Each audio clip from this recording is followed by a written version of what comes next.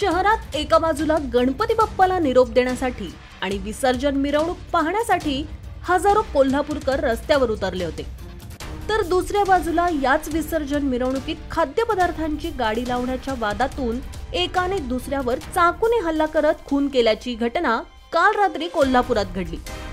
विसर्जन मिरवणूक सुरू असतानाच काही अंतरावरच ही घटना घडल्याने शहरात एकच खळबळ उडाली होती। घटनास्थळावरून मिळालेल्या माहितीनुसार कोल्हापुरातील छत्रपती शिवाजी महाराज रोडवर आराम कॉर्नर परिसरात इम्रान इमाम मुजावर वय वर्ष 32 यांचं रात्री 7:45च्या सुमारास विसर्जन मिरवणुकीत खाद्यपदार्थांची गाडी लावण्यासाठी आला होता।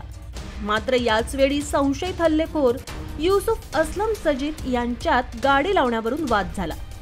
रागाच्या भरात संशयित हल्लेखोर युसुफ याने चाकूने इम्रान मुजावर याच्या छातीत चाकू भोसकून खून केला। या घटनेनंतर परिसरात एकच खळबळ उडाली।